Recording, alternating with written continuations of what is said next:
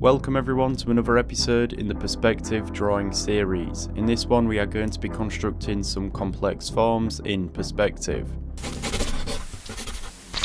So if you have been working through these videos since the start of this series, then you should by now understand a good amount of useful techniques that you can put to use when drawing in perspective.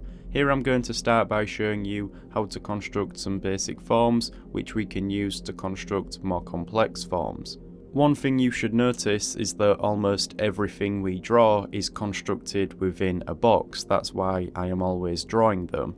Here I have 3 boxes and I'm going to draw a cylinder, a cone and a sphere. I think we have looked at a cylinder before, but let's go over it again. I draw an ellipse on the top and bottom plane of the box, and then I can join these up to create a cylinder. For the cone, I draw an ellipse on the bottom plane and I divide the top plane to find the center point. Instead of these sides being vertical like they were when I had drawn the cylinder, they will angle inwards towards this center point. Now, a sphere in perspective is interesting because from any angle it would always appear as a circle. However, the form of the sphere is shown by creating some cross contours. Here I divide up this front plane and create a new horizontal plane at the halfway point. I then divide the side planes to create 2 more vertical planes that cross each other. On each of these 3 planes, I draw an ellipse. These will represent the form of the sphere. To finish this off, I draw a circle around all of this, its center point being the center of the box. So these are 3 basic forms that can be used when constructing more complex forms. So now I am going to construct a dome, and this is similar to how I had drawn the sphere a moment ago. To do this you will need to construct an ellipse and also put to use what we had looked at in previous episodes.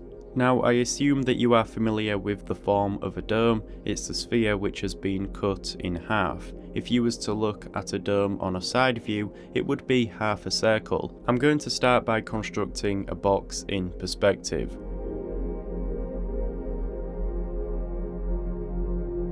Now I need to half this box and create a new plane inside it. To do this, I find that halfway point and then construct this plane, the same as I did when I was constructing the sphere.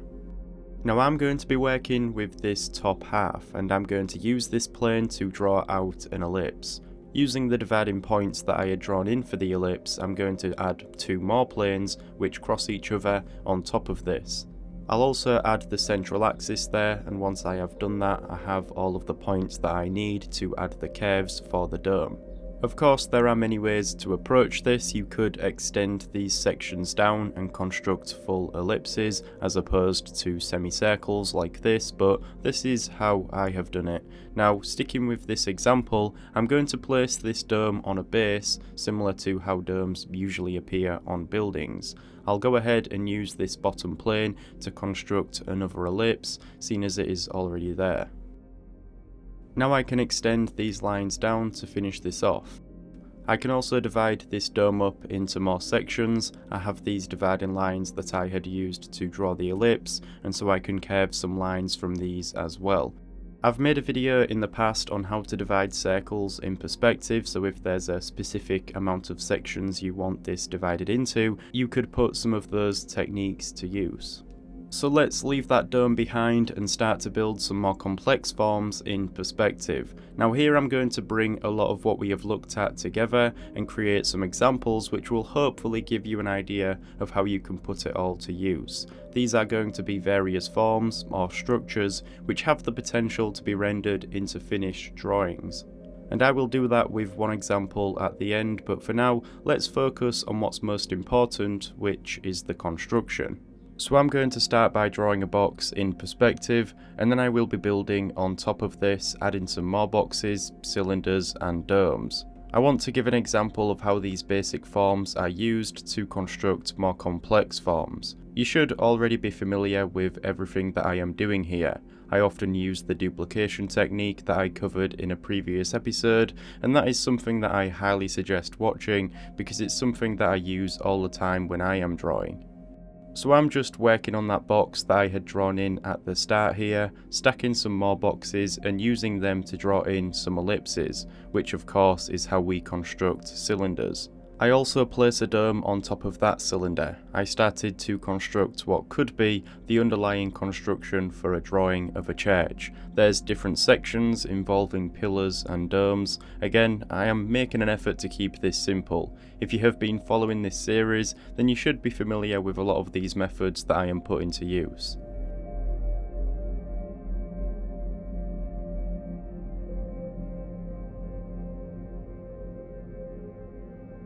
Another important thing to note is that I always draw through my drawings. Notice that you can always see every line. It helps to understand the forms that you are dealing with, and it also gives a better sense of space.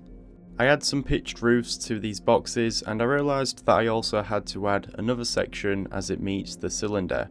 This section would of course be wrapping around that cylinder, so to indicate that I had drawn in another ellipse there. I want to point out that like everything, this does become easier with practice. It can often seem overwhelming with all of the construction lines, but it's easy to wrap your head around it when you know what you are drawing.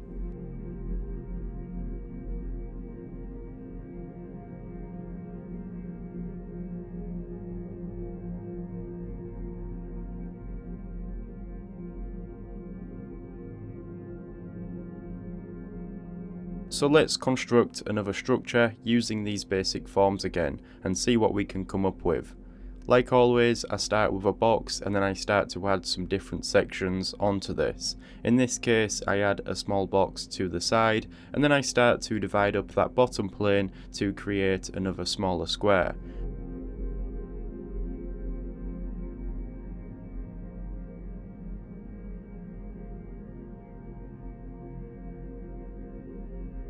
I then extrude this upwards and divide the top and bottom plane of this so that I can draw in some ellipses.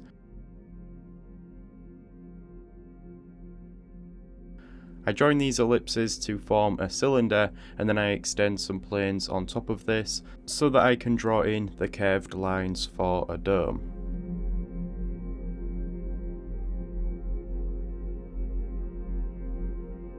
I also draw another square on top of that first box and I draw another box there. I also add another section on top which I use to construct a cylinder, and on top of this cylinder there will be another dome. I'm really just improvising with these, adding forms together to construct various structures. I add a pitched roof to this larger box and it will have to wrap around the other box on top. I also add another section at the front and I cut a section out which includes an arch. I also want to point out that you should always be working within the perspective, directing your lines to the vanishing points.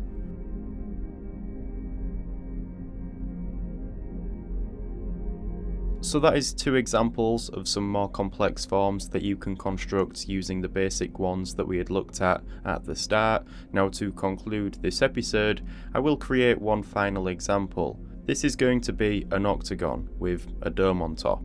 Now I had to look up how to construct an octagon within a square so that I could then do the same in perspective, and it's actually quite simple. It has 8 sides and I started to draw a box at the height that I want the octagon to be at. I then divide both the bottom and top plane like so. I take a line from 2 corners to the midpoint on the opposite line, being the line that is parallel to it. I do this with each side and it creates this star-like design, but within that there is also the sides for the octagon. It's a lot smaller than the box that I had started with, so keep that in mind if you are drawing one of these, but now all I have to do is join these points up to create a solid form. Now I can start to work on the dome which will be sat on top. To do this, I extend the central axis line upwards to a height that I am happy with and I construct the 2 cross planes to help me draw in the arcs for the dome. Now there is going to be an arc for the dome at each point of the octagon because this dome is also in 8 sections. Once I have that, I add a smaller cylinder on top, including another dome, and I just freehand this in as it's only small, and once I do all of that, I start to add some detail on top of this underlying construction. Again, I just improvise with this. I consider the solid forms and wrap some lines around it. There's going to be a window on each section, so I also draw that in.